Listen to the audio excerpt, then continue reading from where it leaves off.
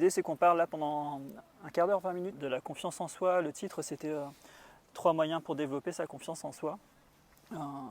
Ce qui compte de comprendre tout ça, il y a deux façons d'aborder les choses. Je pense qu'on était plutôt dans le partage, donc on peut rester sur ce schéma-là. Et si vous voulez poser des questions au fur et à mesure, comme ça permettra de créer de l'engouement autour du sujet et éviter que ce soit trop descendant aussi, parce que c'est pas trop ma manière de travailler. J'aime pas trop partir trop des choses trop descendantes. J'aime bien qu'il y ait de l'échange et comme ça on part aussi de la situation de chacun.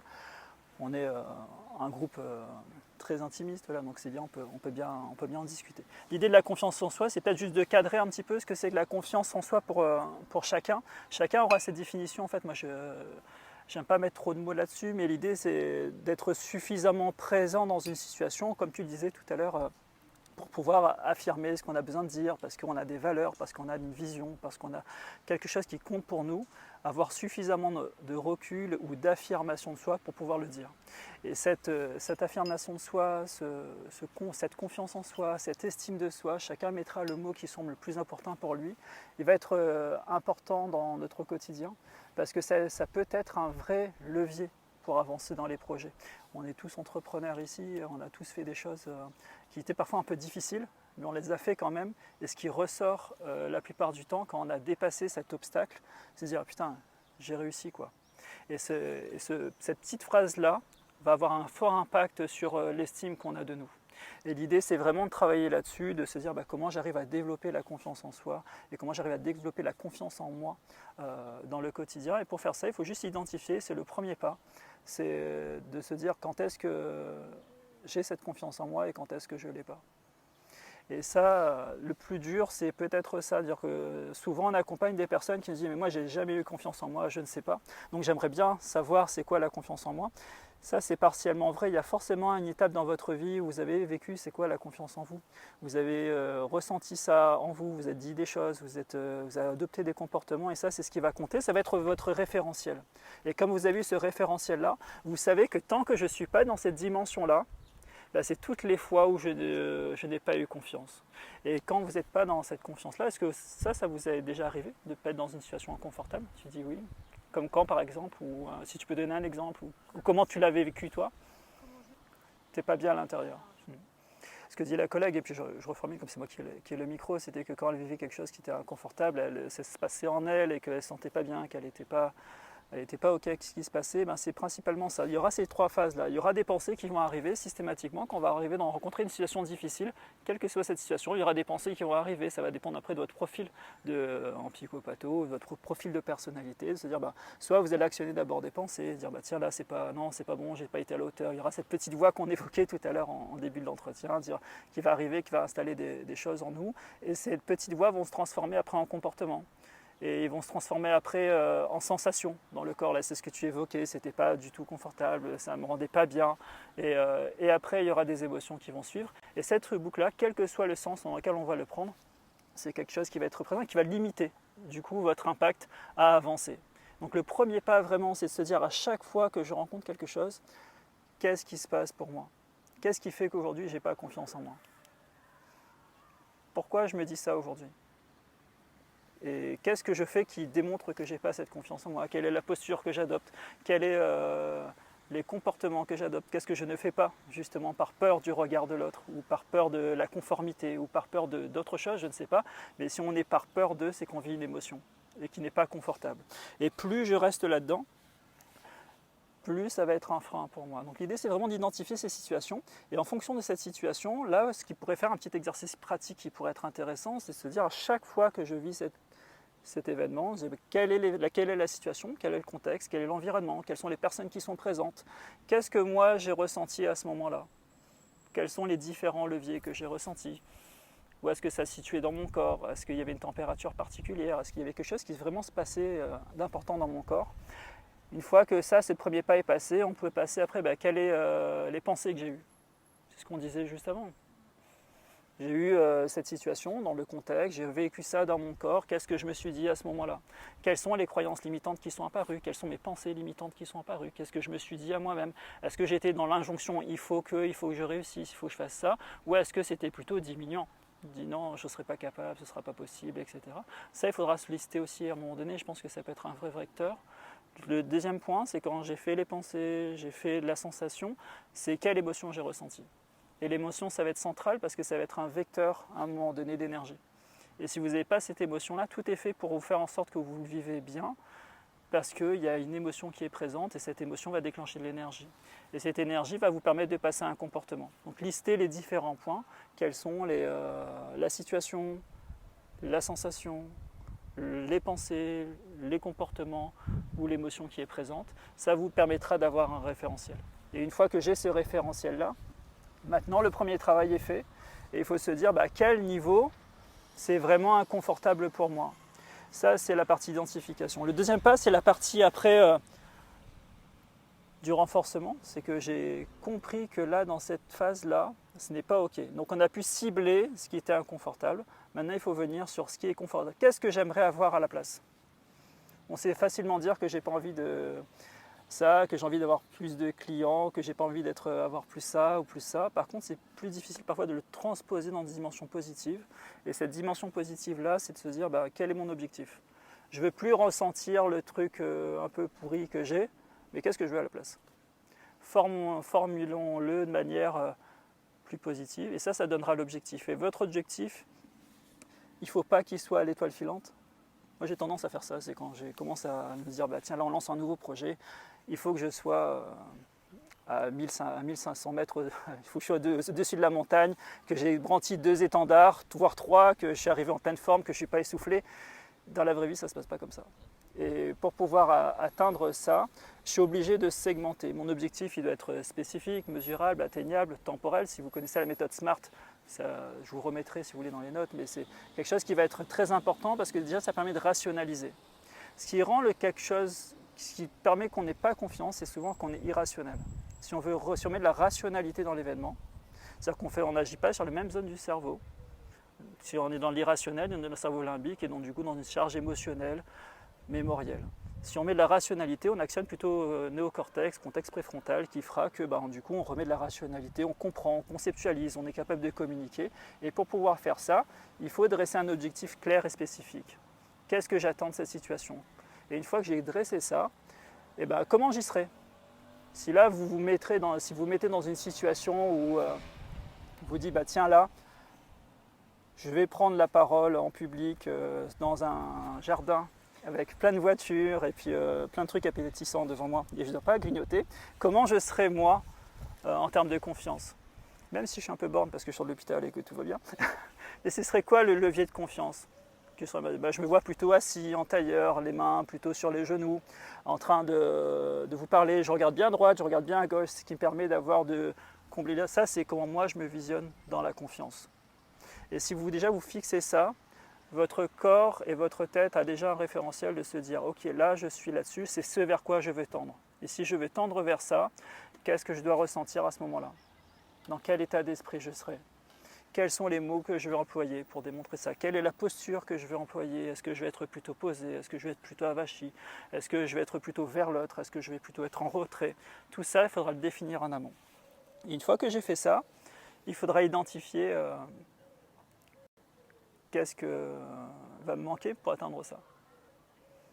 Parce que là, on a visionné, c'est toujours facile de voir. C'est comme dans le film, tu dis, moi, c'est bon, je suis comme ça, tout va bien. Et on a fixé le point, tout est OK. Et après, finalement, on se dit, mais il faut que je passe à l'action. Et comme on l'a dit juste avant, si tu es trop dans la tête, c'est ce qui va inhiber l'action. Donc, il faudra passer à un moment donné à l'action. Et qu'est-ce qui va m'empêcher de passer à cette action-là? Est-ce que... Moi, j'aime bien utiliser cet outil-là, c'est de travailler sur la motivation, les connaissances, les compétences et l'expérience. Ça permet de cadrer l'ensemble et de se dire, quand je suis là par rapport à un événement, est-ce que je suis suffisamment motivé pour aller chercher ça? Est-ce que j'ai un intérêt à faire ça? Est-ce que c'est utile pour moi? Si déjà là on n'est pas dans un niveau de motivation qui va être important, ça va être compliqué d'aller chercher le point. Parce que peut-être que j'ai pas envie, ça ne m'intéresse pas, ça ne m'importe pas. Donc est-ce que c'est vraiment la question d'avoir confiance en moi? Est-ce que c'est plutôt la question de lâcher prise? Et que finalement, c'est pas ça que je devrais regarder, c'est peut-être de l'autre côté. Le deuxième point, une fois que j'ai ciblé mon niveau de motivation, c'est peut-être, est-ce que quand je vais prendre la parole en public là, sur cette notion de confiance en soi, est-ce que je connais parfaitement le sujet? Est-ce qu'il y a quelque chose sur lequel on peut me bloquer? Est-ce qu'il y a quelque chose sur lequel je ne pourrais ne pas répondre? Il y a toujours des choses, on ne peut pas tout savoir, ce n'est pas possible. Mais si quand même dans la question du sujet, par exemple nous si on intervient sur la conflictualité, sur la crise, sur la thérapie, c'est des sujets qu'on maîtrise fort parce qu'on a passé une grande partie de notre vie à travers ça, à travailler là-dessus. Donc déjà ça apaise la situation. Je sais que dans 90% des cas, je vais pouvoir apporter une réponse et les 10% restants, eh ben, c'est ok quand même parce que je pourrais donner une réponse qui sera différée. Mais mon niveau d'expertise, mon niveau de connaissance qui doit être le cœur de notre métier, ça va être difficile de nous contrer là-dessus, de nous cadrer là-dessus parce que, 1, j'aime ce que je fais, 2, je me suis renseigné, 3, je suis impliqué et 4, je suis extrêmement motivé à gérer cette situation, à faire face à cet événement.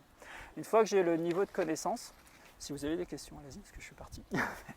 Mais quand j'ai ciblé mon niveau de connaissance, l'idée après c'est vraiment de transformer de ces connaissances en compétences. Comment je les mets en œuvre là? Comment je peux être sûr, si moi ma problématique par exemple c'est de difficulté à rencontrer en contact avec les gens, parce que c'est un petit peu difficile d'avoir des gens qu'on ne connaît pas et de trouver peut-être la bonne phrase d'approche. Par exemple là il y a 3 jeunes qui sont juste à côté de nous. Si moi j'ai du mal à rentrer en contact avec les personnes et trouver une phrase tout de suite d'accroche qui va être positive et impactante pour l'autre, ce serait un très bon exercice là de se dire ok j'ai ciblé ça, je veux être comme ça, je vais aller arriver vers eux d'une démarche assurée, je vais les regarder dans les yeux, bon moi avec mes lunettes de soleil, mais je vais arriver dans les yeux et puis je vais dire allez, je vais dire ok ça c'est bon, je suis Ali, moi je suis Olivier et j'aide les gens à mieux s'entendre, donc est-ce que vous serez ok pour qu'on passe juste 2 minutes ensemble pour que je comprenne c'est quoi votre vie? Ça, c'est comment je m'imagine. Et bien maintenant, il faudra l'expériencer, il faudra partir. Et transformer cette connaissance-là, cette image positive que j'ai, en compétence, en action. Donc là, ce sera un bon exercice juste après, d'aller voir ces personnes et puis de voir si on est capable de le faire, si c'est un sujet pour vous. Mais à chaque fois que vous voulez sentir cette confiance-là, la connaissance, niveau de connaissance, c'est OK, il faudra transporter en compétence. Et une fois que j'ai transposé ça en compétence, c'est-à-dire que je sais faire maintenant, il faut l'expériencer encore plus, donc on va développer ça en expérience. À quel moment de ma vie je peux mettre ça en place sans pour autant que ce soit trop compliqué? Là ça va, ils ont l'air super sympas ces jeunes-là, donc on pourra facilement les voir. Et ça c'est la piste verte, c'est de se dire, tiens là, à chaque fois que je suis là, je viens d'apprendre un modèle, je viens d'apprendre un nouvel outil technique, je viens d'apprendre à communiquer, je viens d'apprendre à discuter avec un client, je dois aller le voir. J'ai fait une fois, je commence petit, piste verte. C'est comme quand on apprend à skier. Et plus je commence petit, plus ce sera facile. Et plus c'est facile, plus ça me permettra derrière de dire « Ah putain, j'y suis arrivé ». Et après on fait semi-plat, et puis après on fait piste bleue, piste rouge, et après on fait piste noire. Et quand on est vraiment à l'aise sur piste noire, on fait les yeux bandés avec planche de surf, et après on descend. Et puis après on descend tout droit à l'envers. J'ai pas encore essayé celle-là, mais on essaye de se dire tiens là à chaque fois qu'en fait on va augmenter les niveaux de difficulté, si je segmente mon approche, c'est ce qu'on disait juste avant, si j'arrive à segmenter mon approche, ce sera plus confortable pour moi parce que je n'aurai pas une victoire, mais j'aurais eu des milliers de victoires avant. Et cette capacité à emmagasiner les expériences positives quand j'ai réussi quelque chose va être un vrai vecteur de progrès, de motivation, d'énergie. Et ça va renforcer votre confiance. Vous avez passé du « c'est impossible pour moi d'atteindre le million d'euros de chiffre d'affaires » à peut-être qu'avant d'atteindre le million, si j'atteins déjà 25 000, et puis 50 000, et puis 100 000, et puis 200 000, et ce sera déjà plus atteignable. Et puis peut-être le premier client. Mais peut-être que ton premier client va te revenir tes 25. Mais oui, en effet, tu as raison, et c'est peut-être ça la thématique, et de repartir là-dessus, de se dire comment je fais pour trouver mon premier client, qui est mon premier client, et qu'est-ce qu'il ferait, par exemple là si je reprends les différentes étapes entre la motivation, les connaissances, les compétences, l'expérience, je sais qu'il faut que je me trouve mon premier client. Mais c'est mon premier client, donc j'en ai jamais eu avant. Donc je ne sais pas comment est-ce que j'ai un argumentaire qui est suffisamment bon, un pitch qui est suffisamment bon, est-ce que j'ai les réponses à mes questions, on va se poser toutes ces questions-là. Et comment je serai moi, quelle posture je vais développer quand je vais arriver devant lui? Comment je m'habille? Est-ce que je suis plutôt strict ou est-ce que je suis plutôt semi-décontracté? Quelles sont les valeurs qui me permettent d'être aligné par rapport à ça? Là, en fait, on est en train de figer une image. C'est-à-dire, quand je vais aller voir mon client, je ne suis pas le gars trop strict, parce que je suis le gars qui met des boucles d'oreilles, quoi qu'il arrive. Et quand on met les boucles d'oreilles, après derrière, je peux avoir quelque chose qui est assez un t-shirt, parce que ça c'est plus cool, mais avec un pantalon chignon, parce qu'il faut quand même un peu de rigueur quand même dans tout ça. Ça, c'est l'image que je vais donner, parce que c'est la première chose que le client va voir. Et à travers cette posture-là, quels sont les trahisseurs de tension que je vais avoir. Parce que je serai peut-être un peu stressé, j'aurai peut-être un peu la voix qui tremble. Comment je vais apprendre une posture, ce qu'on disait au tout début, qui va me permettre vraiment d'être ancré maintenant. Et pour avoir une bonne posture, il faut être calé sur les notions de confiance. C'est quoi la confiance en soi, là on est dedans. Mais aussi comment je me sens en sécurité moi. Parce que je serai dans son univers à lui, donc j'ai besoin de me sentir en sécurité moi. Qu'est-ce qui fera que moi je me sente en sécurité à ce moment-là? Dernier levier, comment je me concentre à la relation. Ça, c'est l'image que je vais dégager en ensemble. Et puis après, quels sont les 3 arguments qui vont me dire non, ça c'est trop cher votre produit.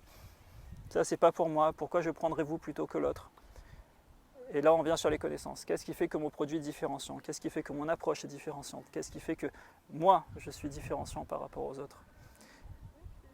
Connaissances. Compétences. Comment je vais m'exercer avant d'aller voir mon premier client? Je vais vendre ça à toute ma famille. Si j'en ai un petit peu. S'ils sont comme moi à 12 000 km, c'est tout de suite plus compliqué parce que je viens de La Réunion. Mais sinon, on trouve des gens, on va aller voir des gens dans la rue, puis on va s'entraîner. On sait que l'enjeu est minime, très minime. Il va nous prendre peut-être nous prendre pour une folle ou un fou pendant 2 secondes et demie, mais au moins ça nous aura passé à l'action. On dit ok, je l'ai fait 1 fois, je l'ai fait 2 fois, je l'ai fait 3 fois. Ils m'ont posé des questions que je ne m'y attendais pas, mais ça j'ai réussi. Et ça pour le coup, c'est ce que j'ai fait moi quand j'ai commencé. Je ne savais pas faire trop aller chercher mon premier client. Et ben, je suis parti le voir et j'ai dit ok, là, je voyais des gens dans l'entreprise où j'étais, parce que j'étais encore en salarié à cette époque-là. Je suis parti leur raconter mon histoire, vendre mon truc. Après, je suis parti dans la rue, j'ai raconté ça. Et au fur et à mesure, c'était des petites victoires.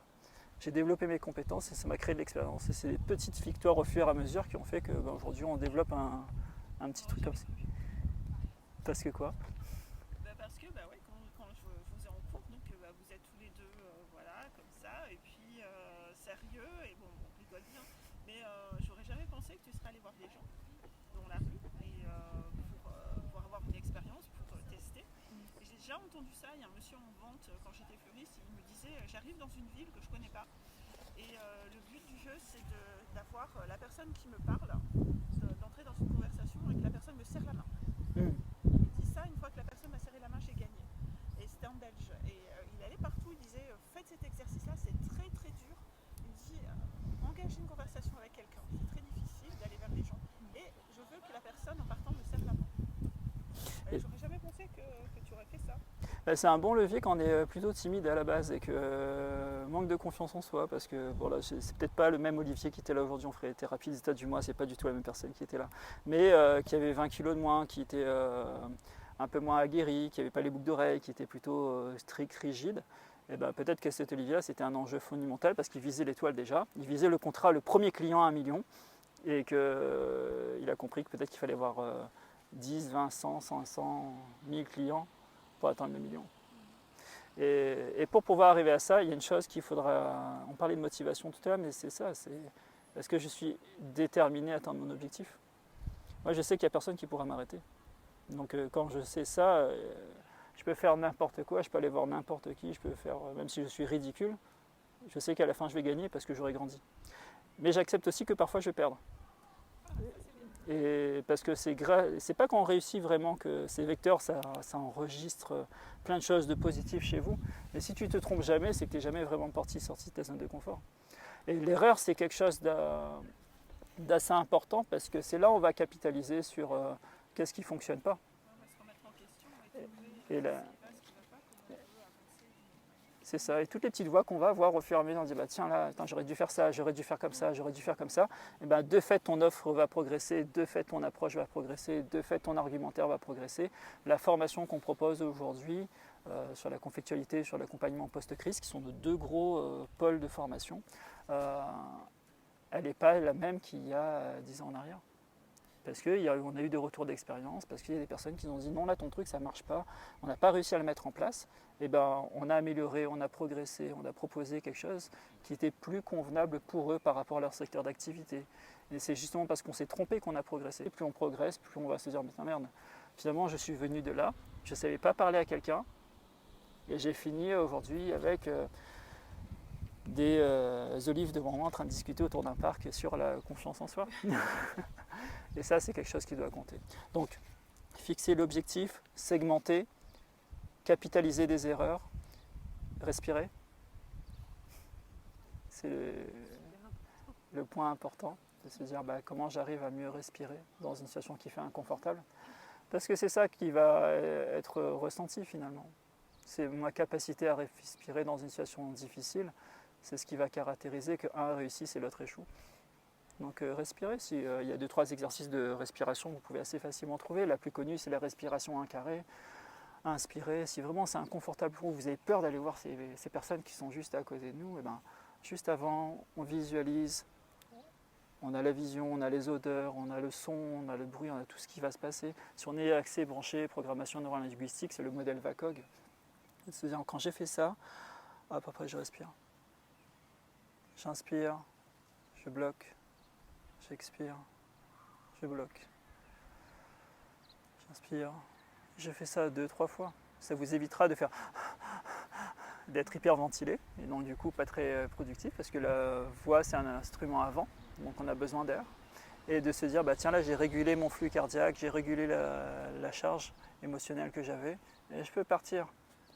Et au pire on rigole bien parce que tout le monde m'aura pris pour un fou. Et une fois qu'on a fait ça, il faut réitérer, réidentifier les endroits où c'était moins inconfortable, renforcer les moments que je peux renforcer, explorer encore plus et créer de l'expérience. Et plus je vais faire ça, plus je vais progresser. Et plus je progresse, plus j'avance, plus j'ai confiance. Voilà. Donc croyez en vous, je pense que c'est ça le truc. Prenez aussi, moi j'ai pas de conseils à donner sur votre alimentation, sur votre sommeil, parce que je serais peut-être le moins bien placé à ça. Je dors pas beaucoup, j'aime bien manger. Donc, mais surtout, ayez un rythme de vie qui déjà vous permet d'avoir un équilibre intérieur. Et après, faites de l'auto-kiff. C'est quand la dernière fois que vous vous êtes dit que vous étiez une bonne personne? Tous les jours.